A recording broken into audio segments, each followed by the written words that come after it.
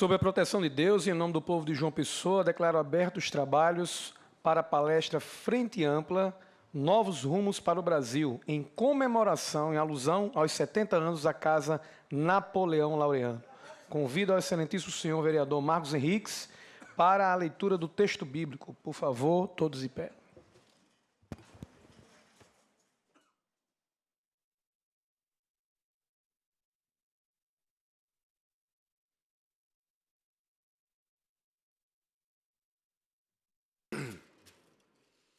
Encontra-se em Salmos 91. Aquele que habita no esconderijo do Altíssimo, à sombra do Onipotente descansará. Direi do Senhor, Ele é meu pastor, o meu refúgio, a minha fortaleza, e nele confiarei. Essa é a palavra do Senhor. Amém. Poder sentar. E dando início aos nossos trabalhos, quero fazer aqui queremos fazer a composição da mesa, já com a nossa querida vereadora Raíssa Lacerda, que já se encontra na mesa, primeira secretária da Casa Napoleão Laureano e secretariando também nesse trabalho, e o nosso querido vereador Marcos Henriques também. E primeiramente queremos chamar o nosso amigo vereador e presidente da Casa Napoleão Laureano, o vereador Marcos Vinícius.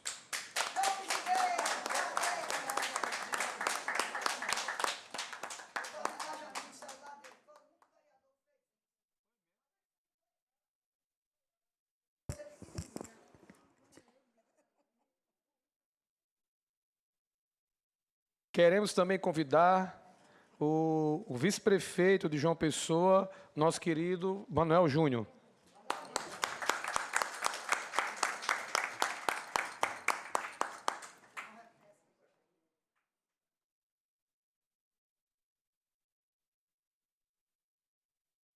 Com esse mesmo entusiasmo, queremos convidar o nosso palestrante da tarde, nosso convidado, vice-prefeito do PCdoB, Dr. Luciano Siqueira, vice-prefeito de Recife.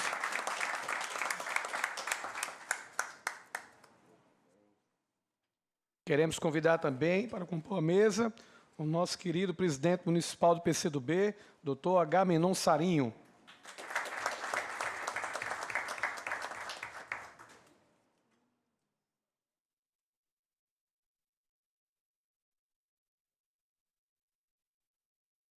Além da nossa vereadora Raíssa, queremos convidar também uma representante feminina do nosso PCdoB, a nossa querida Lúcia André, que é representante da UBM e do Movimento de Donas de Casa. Não se encontra? Não chegou.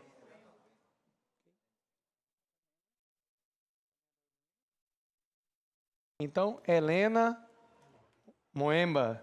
Queremos convidar também para participar, que é representante também da UBM. A UBM com o seu lugar em destaque aqui.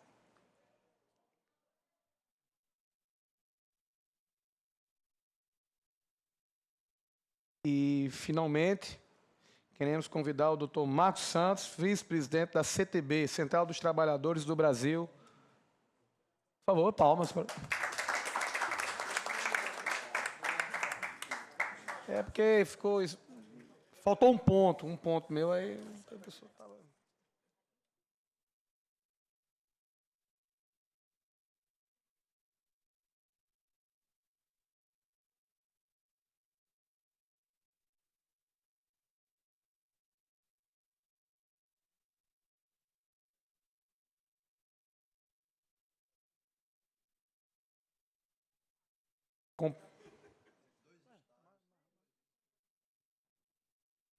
Compondo a mesa, queremos convidar todos para ficarem de pé para ouvirmos a execução do hino nacional brasileiro.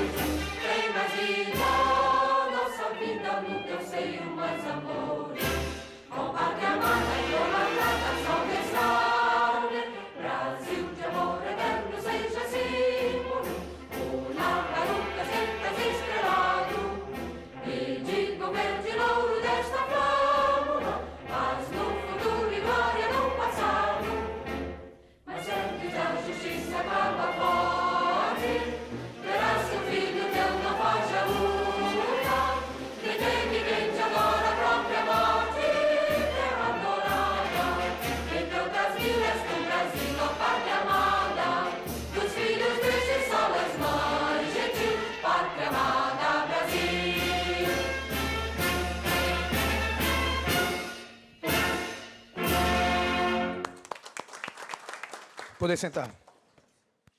Antes de passarmos a oportunidade para a nossa primeira secretária, para ler o expediente de mesa, eu quero informar a todos aqui que isso faz parte, essas palestras fazem parte do grande movimento que a Câmara Municipal de João Pessoa está fazendo, e me sinto honrado em ter sido convidado, principalmente pelo presidente, vereador Marcos Vinícius, que me deu a oportunidade de presidir esse trabalho. Para mim, presidente, me senti lisonjeado, até porque estou licenciado.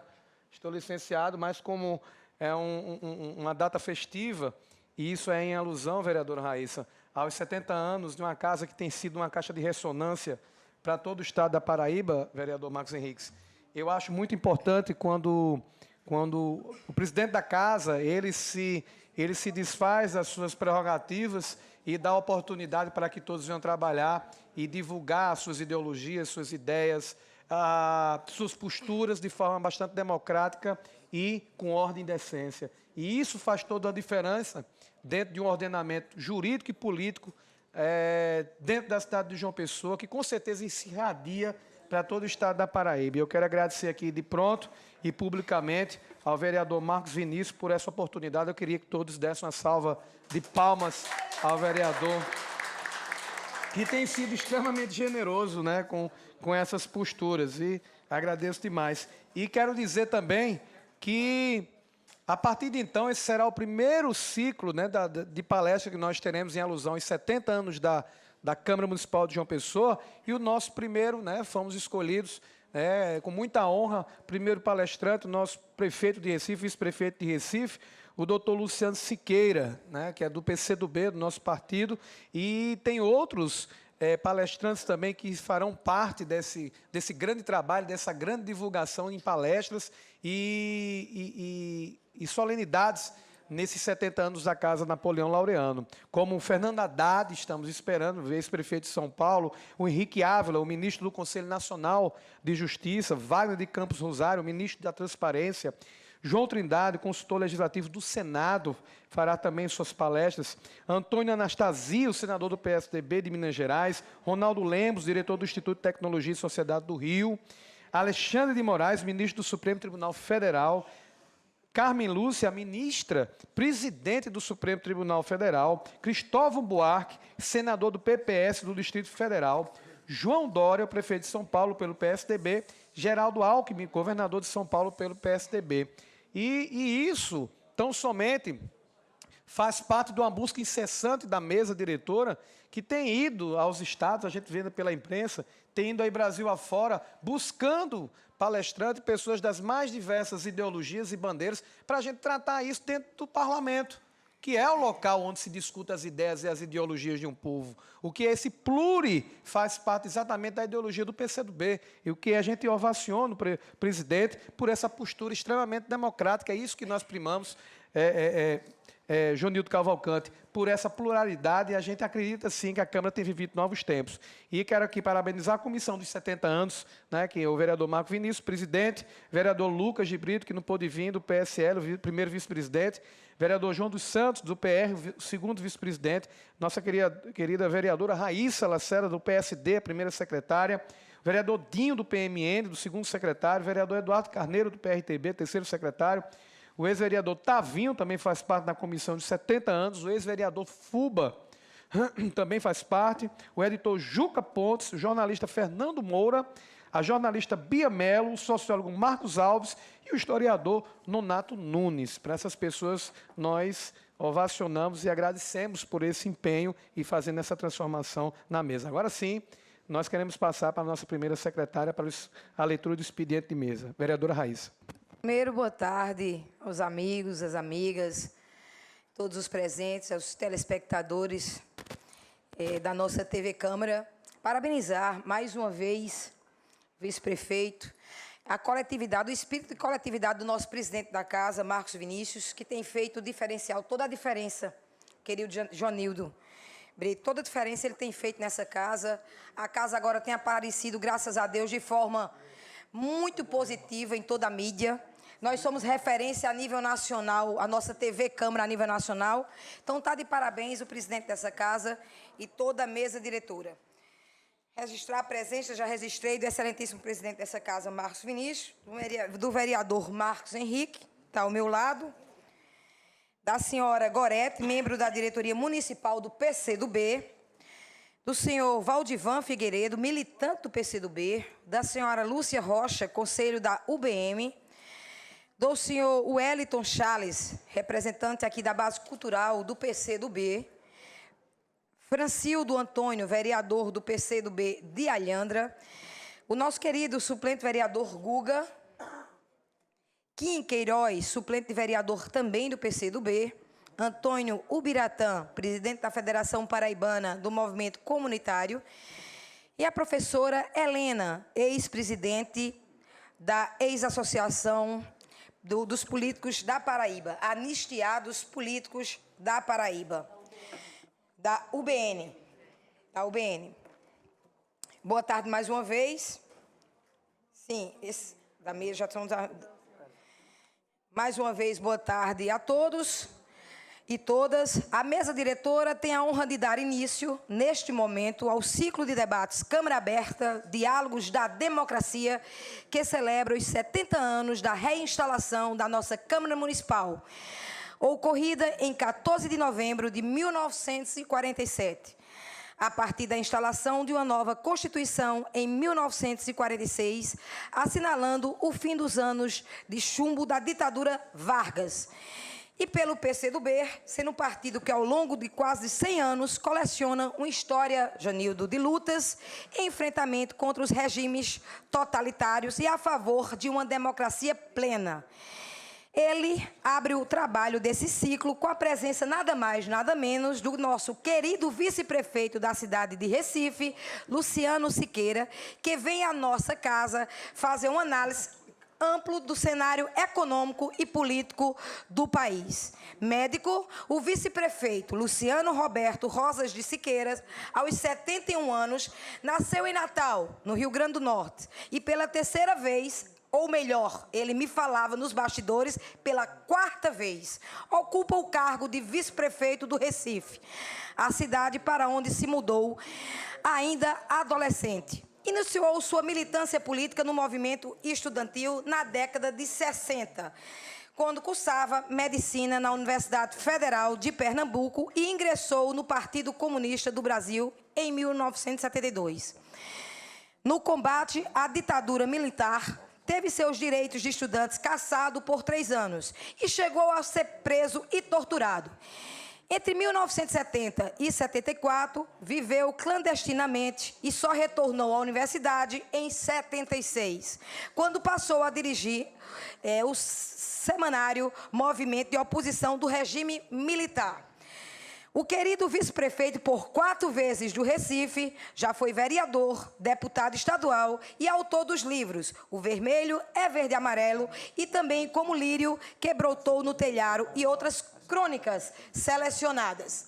Em nome da nossa querida mesa diretora, gostaria de agradecer a presença do ilustre vice-prefeito Luciano Siqueira e a direção do PCdoB de João Pessoa pela acolhida ao nosso projeto, na pessoa do nosso querido senhor presidente e do nosso ilustre convidado, o nosso vice-prefeito.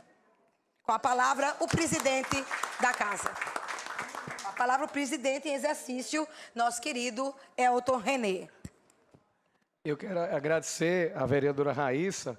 Na realidade, Raíssa fala de uma forma tão empolgante que a gente vai, né, e vai direto. Mas eu vou aqui. Oi? Dá para ser radialista. Dava para ser radialista. Dava, Joninho.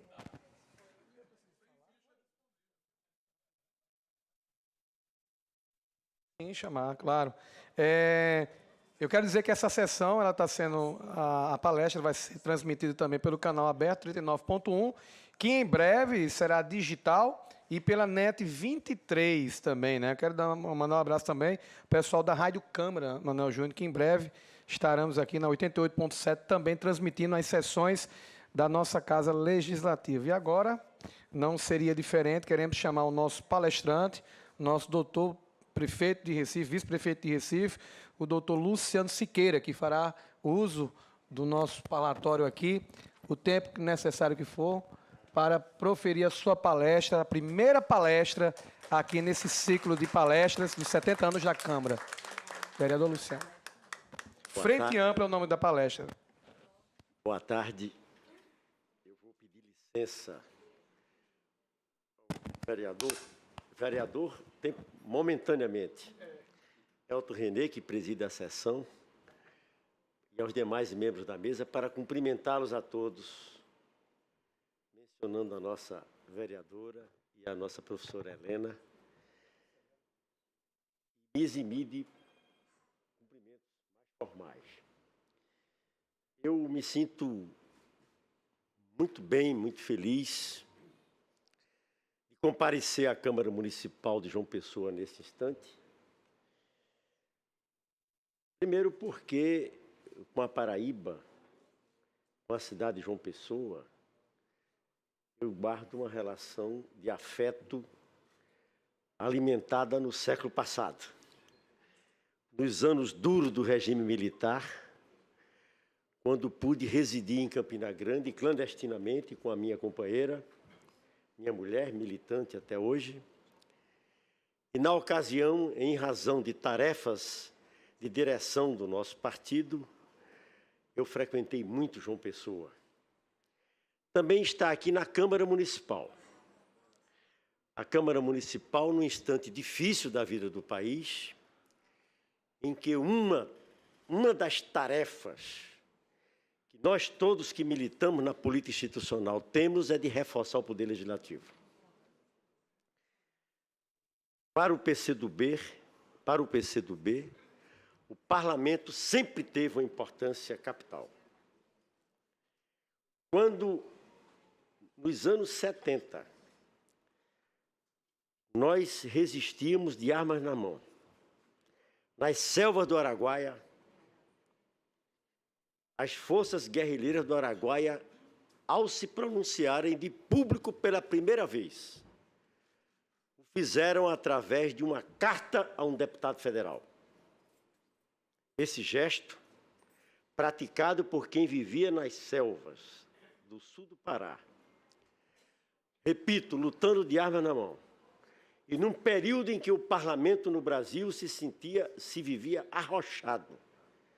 O gesto de ter se dirigido a um deputado federal sinaliza não apenas o desejo dos guerrilheiros do Araguaia de restabelecer a normalidade democrática, para que o país pudesse respirar outros ares e mudar o seu destino, como também, sobretudo, um gesto de respeito aos representantes do povo nas casas legislativas. Presidente Marcos, que está na plateia, é bom que nós comecemos essa breve fala, inaugurando esse ciclo de palestras, ressaltando a importância do Poder Legislativo. Porque o momento que nós vivemos no país é caracterizado pela imprevisibilidade e por uma enorme instabilidade. Sequer o calendário eleitoral, que prevê a realização de eleições gerais no país em outubro do ano vindouro, nós temos hoje a certeza de que será respeitado. Isto numa situação gerada por um ato de exceção, assim nós compreendemos, nós do PCdoB, com todo respeito a quem não compreende dessa forma,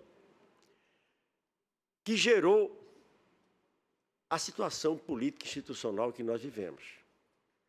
Reza a Constituição do país que, para se afastar, o presidente da República, no caso a presidenta Dilma, teria que se comprovar a prática de crime de responsabilidade.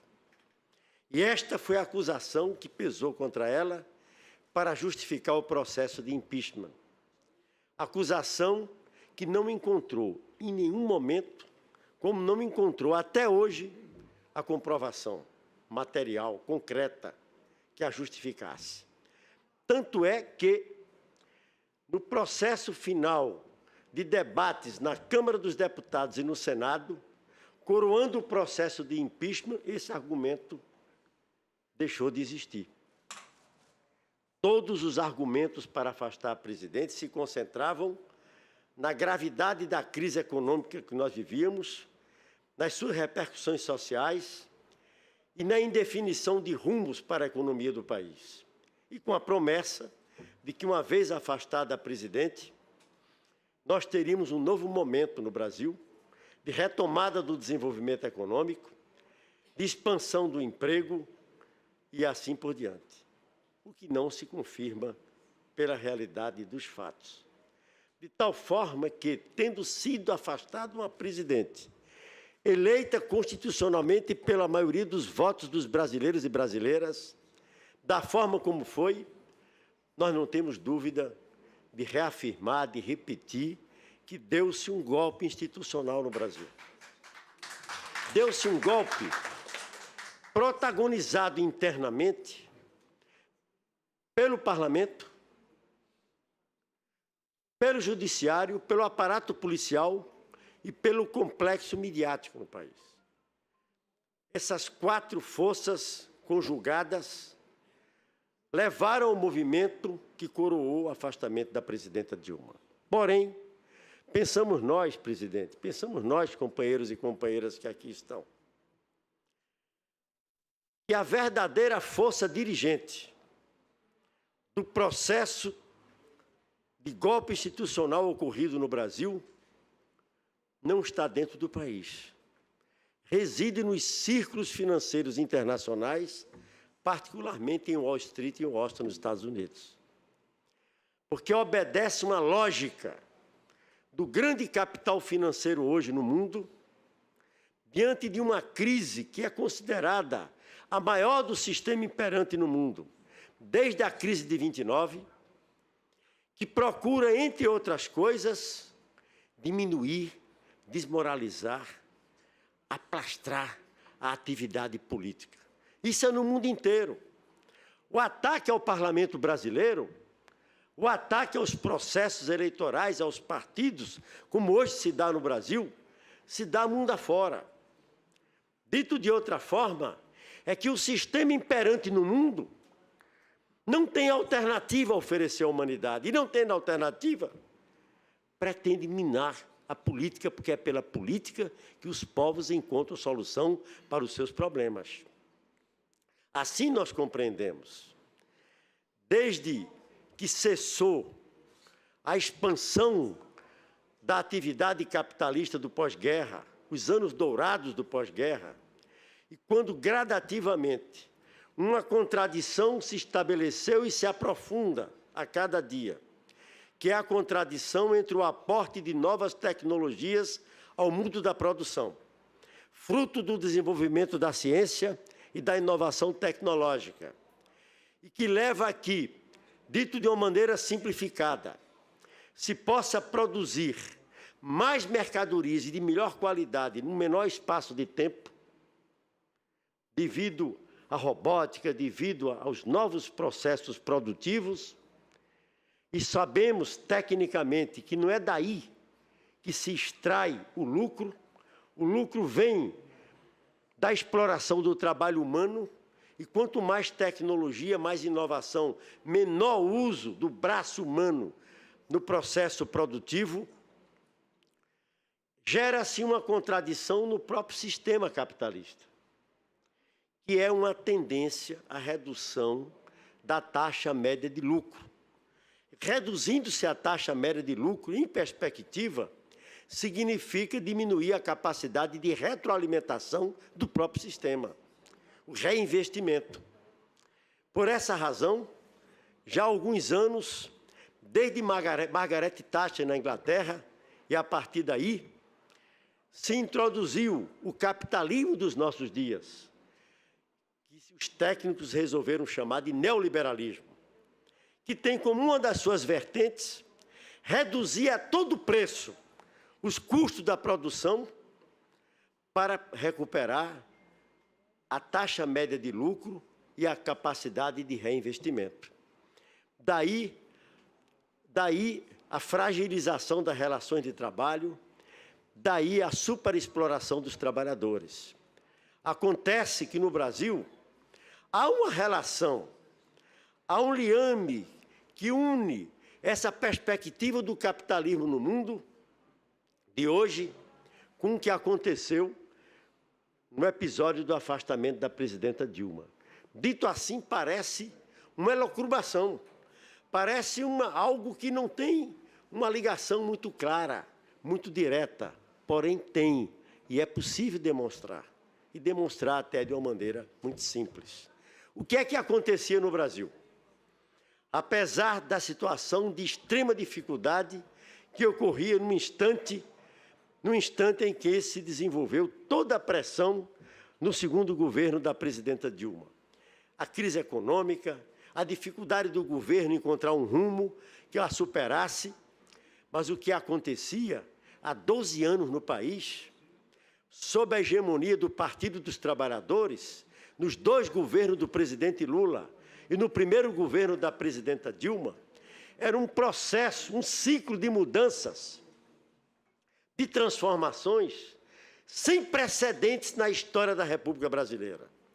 É possível dizer, apesar dos erros cometidos, das insuficiências, é possível afirmar com segurança que jamais na história do Brasil governos se aproximaram tanto das necessidades objetivas e das aspirações mais caras do povo brasileiro do que os dois governos do presidente Dilma e do primeiro governo Lula e do primeiro governo da presidenta Dilma.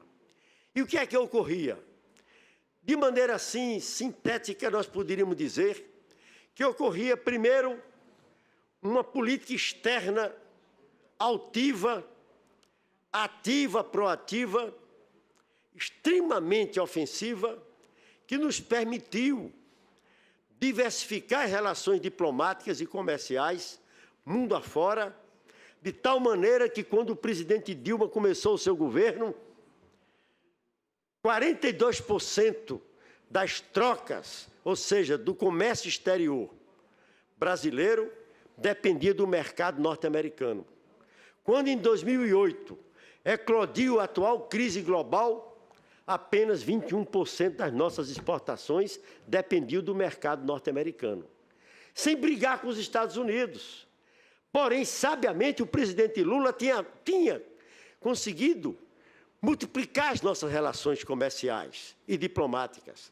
A China já se convertia no nosso principal comprador, do nosso principal parceiro, para onde nós exportamos e de onde nós compramos também. E assim se deu com a Federação Russa, assim se deu com a África do Sul, assim se deu com a União Europeia. Isso foi uma conquista importante. Também, sob a liderança do Brasil, se fortaleceu o Mercosul, se conseguiu articular o subcontinente sul-americano, se estendeu uma articulação para a América Central e se criou mecanismos de gestão própria do conflito entre os países irmãos, sem depender da OEA e do tacão norte-americano. Então, uma política externa que também nos colocou na cena internacional como uma nação emergente, soberana, progressista, a ponto de, numa solenidade, o então presidente norte-americano, o Barack Obama, ter se dirigido ao presidente Lula e dito: ele é o cara. Num gesto de respeito a um país periférico, emergente, cujo presidente, vindo das lutas operárias, havia alçado o nosso país a uma condição superior no concerto internacional. Também no plano interno, quase 40 milhões de brasileiros e brasileiras, antes vivendo em condições de extrema pobreza ou abaixo da linha de pobreza, se inseriram no mercado consumidor, no sistema produtivo, passou a trabalhar, seus filhos fazendo cursos superiores ou ingressando em escolas técnicas, uma população muito pobre que passou a consumir, uma população muito pobre que chegou a ter veículos próprios, mesmo que usasse só no fim de semana, que passou a andar de avião, passou a ter acesso a bens e a produtos, como disse aqui, no ano passado, num grande ato promovido pelo governador Ricardo Campos, ou Ricardo Coutinho, eu já misturei com o Eduardo Campos, meu querido amigo, governador Ricardo Coutinho, como disse Chico César, ao se pronunciar na ocasião, ele disse: eu viajo muito, minha gente, e com muita frequência eu sou instado a ajudar o meu parceiro de cadeira no avião a colocar o cinto, porque são pessoas que estão viajando de avião pela primeira vez.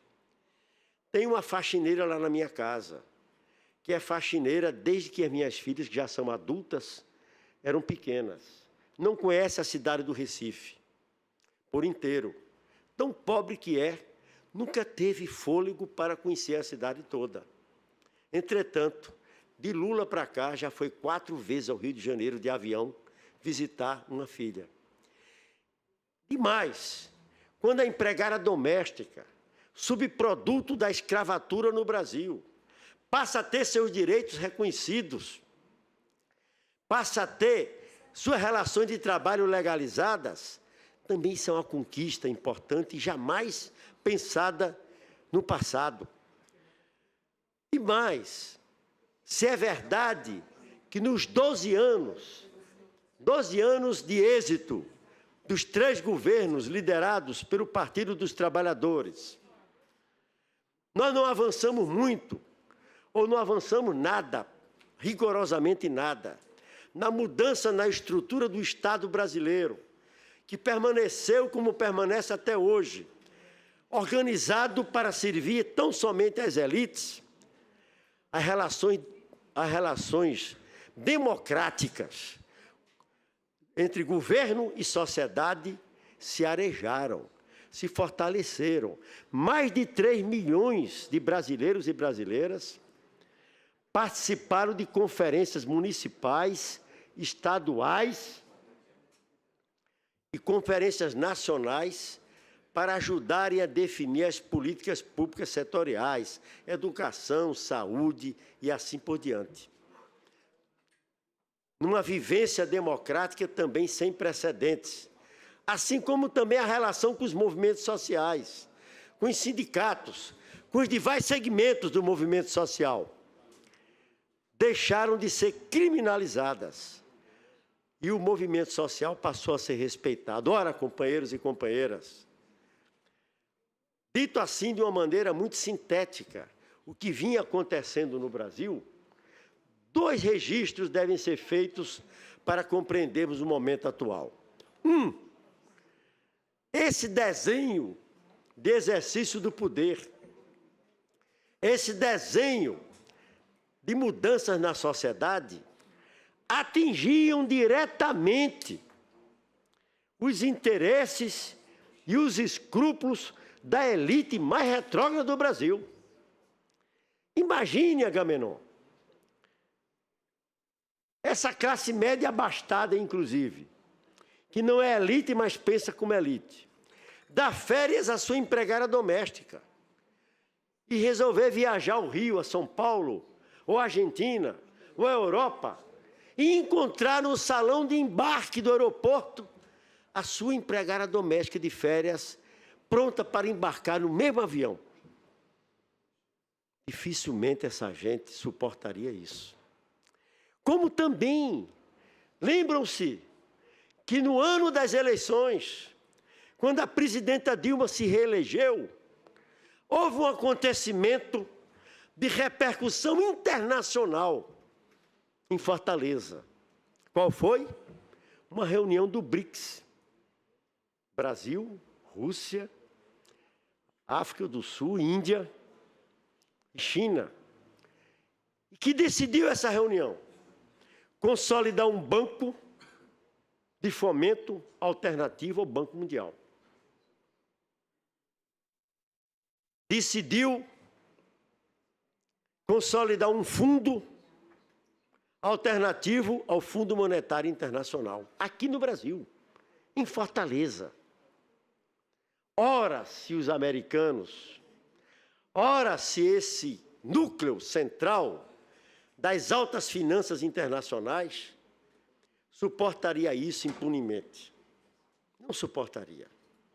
É por isso que, diferentemente dos anos 60 do século passado, quando o imperialismo norte-americano semeava golpes militares, agiu da forma mais moderna, que foi dar o golpe institucional. E por que é que foi possível o golpe? Registro isso para nós compreendermos, no momento atual, por que é tão necessário unir forças para superar a crise do Brasil e restabelecer a democracia e, quem sabe, recuperar a possibilidade de retomar um ciclo transformador no país. Aconteceu o golpe porque, na última eleição, a de 2014, as forças que governavam o país ganharam a eleição presidencial, porém perderam feio as eleições para o parlamento. E aí, erro de todos nós, mas nesse caso nós não podemos deixar de anotar que a responsabilidade maior foi do partido que detinha hegemonia na coalizão governista, o Partido dos Trabalhadores, um partido que foi capaz, com tão pouco tempo de existência, de ganhar o governo da República do principal país da América do Sul, que uma vez governando foi capaz, como eu disse há pouco, de promover mudanças sem precedentes na história do Brasil a favor do povo, mas errou na política. E errou de maneira crassa, porque não leu, ao lado de ler a vitória para a presidência da República, não conseguiu ler a derrota para o parlamento. As forças que governavam o Brasil, com Dilma, passaram a ter 1/4 da Câmara dos Deputados e, quem sabe, do Senado. Quando nós, outros, os aliados, nós dizíamos à presidenta Dilma, ao ex-presidente Lula, ao presidente do PT, Rui Falcão, ao Aloysio Mercadante, gente, não dá para colocar na disputa para a presidência da Câmara dos Deputados um candidato do PT, nem da esquerda. Há que se encontrar um candidato intermediário, senão o governo perde as eleições para a presidência da Câmara. Mas o que é que se deu? O PT insistiu em apresentar Arlindo Quinaglia. E quantos votos Arlindo Quinaglia teve? Os mesmos votos que, posteriormente, nós tivemos contra o impeachment. 100 e poucos votos.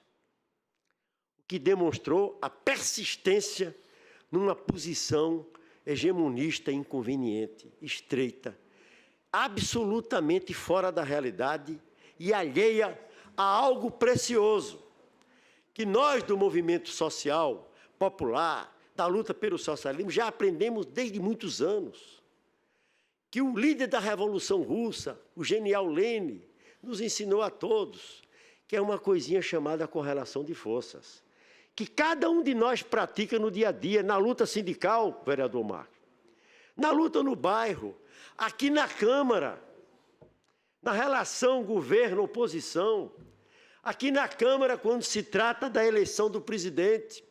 E nós estamos diante de um presidente que, por tudo que eu ouvi antes de chegar aqui no plenário, tem não só prestígio, credibilidade, como muita habilidade. Chama-se correlação de forças. Quando não se tem força para catucar o inimigo, não se catuca o inimigo. Se procura soluções intermediárias para respirar. O fato é que as forças que governavam perderam a eleição e se elegeu o deputado Eduardo Cunha. E uma vez eleito o deputado Eduardo Cunha, outro erro importante, querer a todo custo derrotar o presidente da Câmara na Comissão de Ética, quando se movia um processo contra Eduardo Cunha. Ali também nós dizíamos, não é possível, porque o regimento da casa é semelhante ao regimento da Câmara dos Vereadores de João Pessoa. Esse presidente que aí está pode quase tudo. Ele pode ser um democrata, um habilidoso, de ouvir as partes, de ouvir a mesa, mas o regimento confere ao presidente do parlamento, em todas as casas legislativas, a primazia de definir a pauta. E o deputado Eduardo Cunha, que há pouco tempo tinha dado uma entrevista num programa de televisão na Globo News, dizendo que a presidenta Dilma não carecia de impeachment porque não havia praticado crime de responsabilidade. Porém, numa atitude de autodefesa, ele havia dito, se me derrotarem na comissão de ética, eu abro o processo de impeachment. E tanto se pressionou que na tarde em que os 4 deputados do PT, integrantes da comissão de ética, anunciaram que votariam para a abertura de um processo contra o presidente da casa, ali mesmo o presidente da casa chamou a imprensa e anunciou o início do processo de impeachment. E assim se deu, e assim aconteceu, de tal maneira que nós vivemos hoje, como eu disse no início, a importância do fortalecimento das casas legislativas, porque nós vivemos, segundo a compreensão do PCdoB, uma crise multifacetada, uma crise de muitas faces. Uma delas, talvez até a mais grave do que a crise econômica e financeira, talvez até mais grave do que essa crise de credibilidade das instituições públicas, dos partidos, etc. É a crise institucional, que coloca entre choque os 3 poderes da República, o enfraquecimento do Executivo e do Legislativo e superpoderes ao Judiciário, com o apoio direto do aparato policial, exercendo uma autonomia que em nenhum país do mundo existe. Polícias federais em qualquer país do mundo, seja qual for a orientação política e ideológica do governo, polícias federais são submetidas ao Ministério da Justiça, que, por sua vez, é um órgão do Executivo. Aqui, lembram-se os senhores, os companheiros e companheiras, que quando um delegado, movido por uma disputa interna de influência na Polícia Federal, resolveu fazer aquele alarde da Operação Carne Fraca, prejudicando a economia do Brasil e apontando uma infração que poderia ser tratada, como está sendo tratada, dentro dos padrões normais de investigação. Mas ele precisava daquele alarde, precisava daquela onda toda de mídia, porque havia disputa entre grupos na Polícia Federal. Dias depois, o atual presidente da República, Michel Temer, reúne embaixadores dos países importadores da nossa carne, depois, atabalhoadamente, os leva a um restaurante que não servia carne brasileira, mas uma carne argentina, assim mesmo.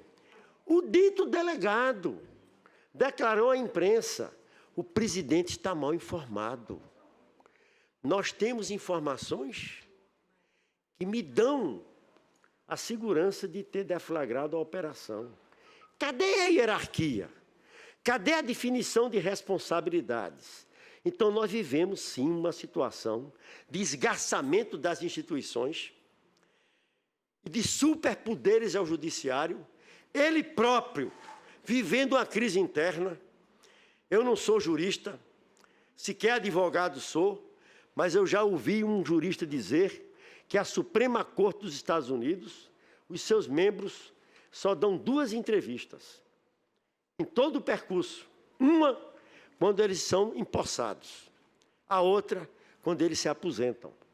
Os ministros do STF no Brasil viraram personalidades midiáticas. Dão entrevistas sobre tudo, opinam previamente, e não nos autos, sobre processos que vão julgar, se degradeiam entre si, são incapazes de formar uma jurisprudência do Supremo, porque a cada caso o julgamento é dado segundo a conveniência do julgador e segundo seus compromissos político-partidários. Então, é essa crise institucional que nos assusta. E nos assusta porque aqui e acolá há manifestações de apelo à intervenção militar. E nós bem sabemos o que é que significaria uma ditadura militar no Brasil de hoje. Não precisa ir tão longe. Basta ter vivido a experiência dos 21 anos do regime militar que nós vivemos em época tão recente e que tem um certo respaldo na população, pela descrença, pelo desgaste das instituições. Nessas circunstâncias, tendo que enfrentar uma redefinição dos rumos da economia no Brasil, tendo que recuperar o prestígio e a capacidade operativa das instituições, cada uma no seu papel, e na perspectiva de um pleito geral, eleições gerais para presidente, governador, para as 2 casas legislativas federais e para as assembleias legislativas o ano que vem, nós do Partido Comunista do Brasil trabalhamos, lutamos, defendemos que as forças que estão insatisfeitas hoje, as forças que não concordam com o rumo que o país está trilhando, e que estão comprometidas com a democracia, forças comprometidas com a compreensão de um país soberano, que estão comprometidas com os direitos fundamentais do nosso povo, possam gradativamente marcharem numa mesma direção para que nós possamos ter uma ampla frente política, social, que possa reunir partidos, setores de partidos, lideranças políticas, sociais, religiosas, empresariais, do mundo cultural, do mundo da ciência, do mundo da academia, e que nós possamos, em torno de uma plataforma comum, de um conjunto de propostas destinadas a superar a crise, que sejam ao mesmo tempo compreensíveis pela maioria da população, que tenham consistência, viabilidade, quem sabe nós possamos reunir forças e almejar vencer as eleições do ano que vem, tanto para o Executivo como para o Parlamento, e retomar em outras bases o processo de mudança no país. Nós somos, o nosso partido é e sempre foi, nos seus 95 anos de existência, firme combatente da corrupção. Nós não concordamos com atos equivocados que foram cometidos, inclusive por aliados. Qualquer militante pilhado em malfeitos, como dizia a presidenta Dilma, terá que responder perante o partido.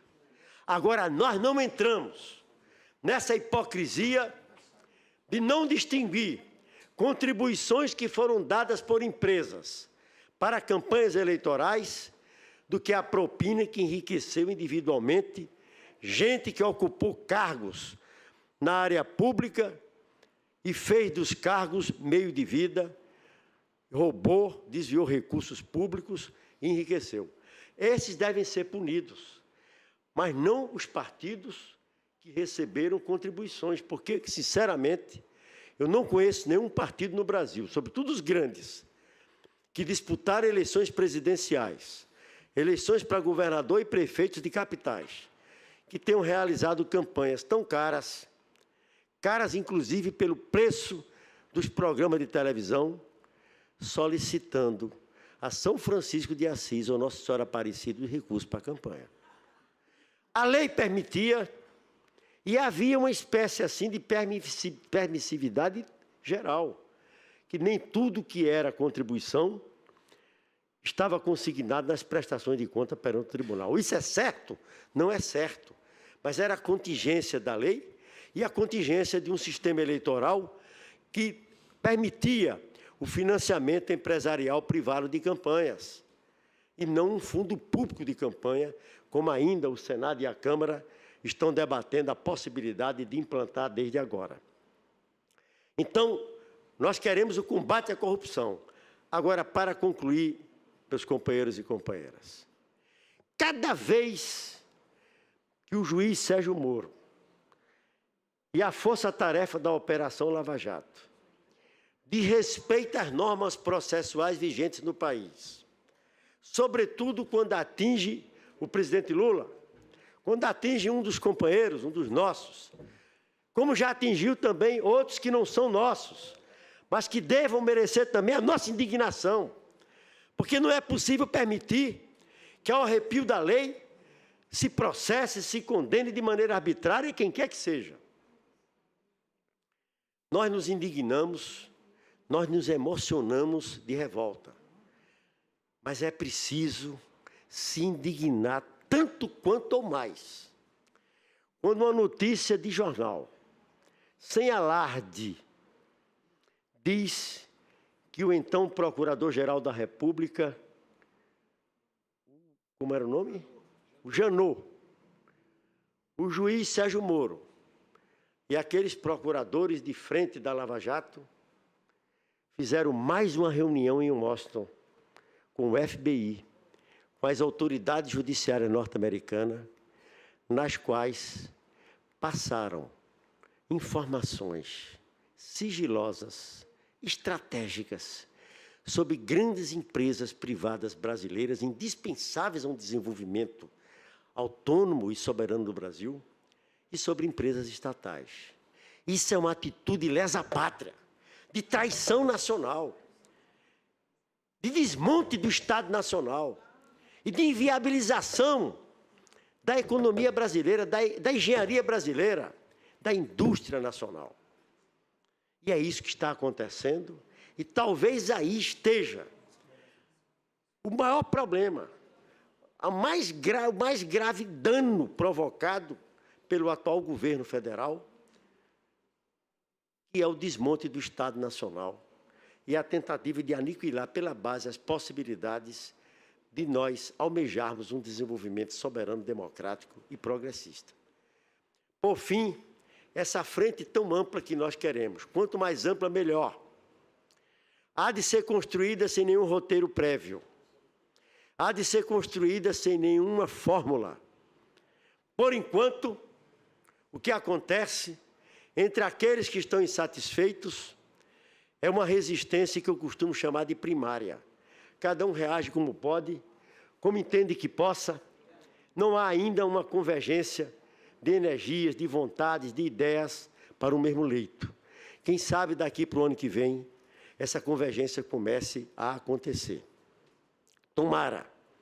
Gostaria muito que os pré-candidatos à presidência da República, do campo de forças ao qual pertence o PCdoB, o ex-presidente Lula e o ex-ministro Ciro Gomes, estivessem apresentando alternativas concretas para a solução da crise, estivessem trabalhando para unir forças, o que ainda não estão fazendo. Cada um cuida do seu partido, cada um cuida de defender suas próprias ideias, no caso, inclusive, do nosso querido presidente Lula, do legado do seu governo e da Dilma, e da defesa como uma pessoa perseguida, do que propriamente gestões no sentido de unir forças. É um momento, é um tempo, e talvez aí resida a razão pela qual um povo que oferece apenas 3% de aprovação ao atual governo, que rejeita o governo largamente, que se sente ameaçado em seus direitos, que está insatisfeito, não está na rua lutando, porque não vê perspectiva, não identificou ainda. Esta é a razão pela qual esta ideia, esta proposta do PCdoB, nós a colocamos à apreciação de todas as forças organizadas, dos movimentos sociais, das lideranças influentes das diversas áreas, que é juntarmos-nos todos em torno de uma plataforma que garanta a defesa do Estado Nacional, que garanta a defesa dos interesses fundamentais e dos direitos dos trabalhadores e do povo, que garanta a democracia, que aponte para reformas estruturais, que defenda a indústria e engenharia nacional, que nós possamos, quem sabe, encontrar o caminho, a solução, as alternativas para superar esse período tenebroso que nós vivemos, retomar a democracia plena e enveredar por um novo caminho de mudanças em nosso país. Essas são as ideias, em síntese, que hoje nós apresentamos, nós, em nome do Partido Comunista do Brasil. Muito obrigado. Bravo.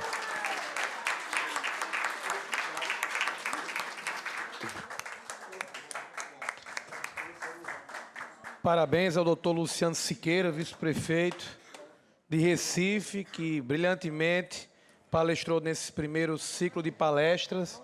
E queremos já convidar o presidente Marco Vinícius, vice-prefeito daqui da capital, Manuel Júnior, para fazer a entrega do certificado do ciclo de debates Câmara Aberta, Diálogo da Democracia, ao nosso querido vice-prefeito do PCdoB de Recife, nosso querido excelentíssimo senhor Luciano Siqueira. Por favor, todos fiquem aqui na frente. Vamos aproveitar.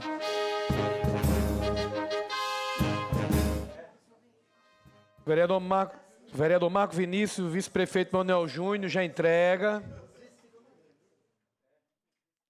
Já entrega. Uma salva de palmas.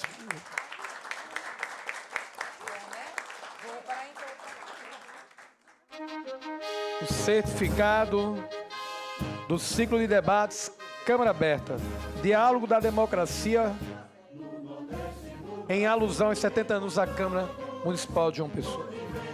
Eu posso ir também? É só um momento, viu, gente?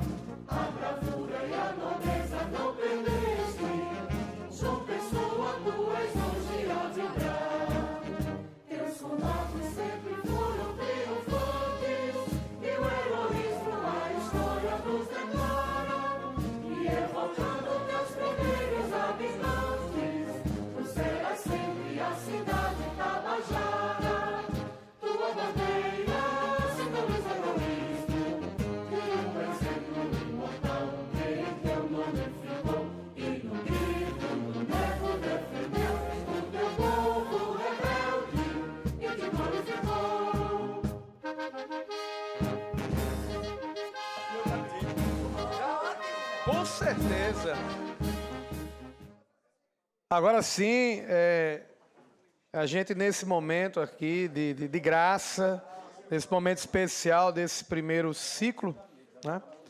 Ciclo de debates que estamos promovendo em alusão aos 70 anos da Casa Napoleão Laureano. Queremos agradecer ao nosso querido vice-prefeito de Recife, Luciano Siqueira, que já disse aqui que vai guardar com muito carinho esse certificado no gabinete dele. E a gente já agradecendo aqui a presença de todos da mesa, todos da plateia, agradecendo por esse primeiro ciclo, no início desse primeiro ciclo de debates, que com certeza terá muitos outros nomes brilhantes, como o doutor Luciano Siqueira. Com isso, a gente finaliza, faço essas minhas considerações as finais, agradecendo a todos e encerro a presente palestra. Boa tarde a todos.